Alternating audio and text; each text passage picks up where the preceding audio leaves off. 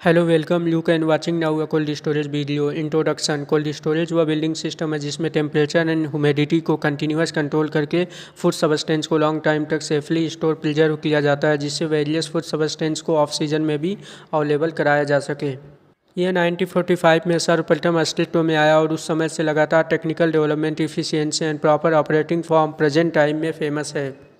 Definition की बात करें तो इस प्रकार से हम यह कह सकते हैं कि कोल्ड स्टोरेज वह बिल्डिंग है जिसमें रेफ्रिजरेशन के बेस पर लार्ज स्केल बड़े पैमाने पर सब्जियों और फलों को स्टोर करके सुरक्षित व संरक्षित बनाए रखने का कार्य किया जाता है। कंस्ट्रक्शन ऑफ कोल्ड स्टोरेज की बात करें तो कोल्ड स्टोरेज की मेन बिल्डिंग की दीवारें डबल लेयर की बनी होती है। एक एक्सटर्नल जो ईंट से मिलकर बनी होती है और दूसरा इंटरनल जिस पर इंसुलेटिंग शीट लगी होती है।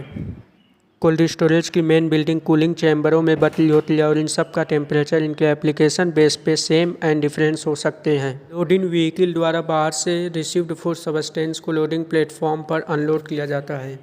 लोडिंग प्लेटफॉर्म के उपयोग के बाद उसे कूलिंग चैम्बर में रखा जाता है। कोल्ड स्टोरेज यूनिट के एक साइड में मशीन रूम होती है जिसमें condenser, compressor, receiver, oil separator आदि होते हैं। कोल्ड स्टोरेज के इन कंपोनेंट से जुड़ी वेपर कॉयल कोल्ड स्टोरेज की मेन बिल्डिंग में कूलिंग चेंबर के चारों साइड लगी होती है जो कोल्ड स्टोरेज में कूलिंग बनाए रखती है। कोल्ड स्टोरेज की वर्किंग प्रिंसिपल की डिस्कशन करें तो सर्वप्रथम हमें ये ऑब्जर्व करने को मिलेगा कि कोल्ड स्टोरेज की मेन सप्लाई स्टार्ट करके मशीन को पावर सप्लाई प्रदान करने पर कंप्रेसर स्टार्ट हो जाती है, जिससे हाई प्रेशर हाई टेम्परेचर की super heated vapour refrigerant compressor के आउटलेट से कंडेंसर के इनलेट को रिसीव होने लगती है। वाटर पंप की हेल्प से कंडेंसर कॉइल पर कूल्ड वाटर के ड्रॉप्स फ्लो किए जाते हैं जिससे कंडेंसर कॉइल रेफ्रिजरेंट की हीट को रिजेक्ट कर सके।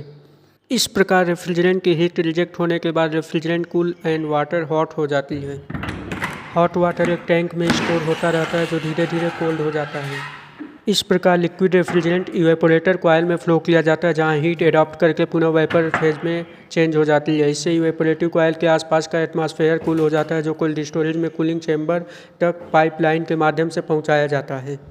कोल्ड स्टोरेज में नीचे की साइड में वाटर सम्प लगा होता है जो कोल्ड स्टोरेज की बिल्डिंग में उत्पन्न प्रोड्यूस्ड वाटर को बिल्डिंग से बाहर निकाल देती जाता है। इससे कोल्ड स्टोरेज में नमी उत्पन्न नहीं होती है तथा कोल्ड स्टोरेज इफिशियंसी पूर्वक वर्क करता है। धन्यवाद।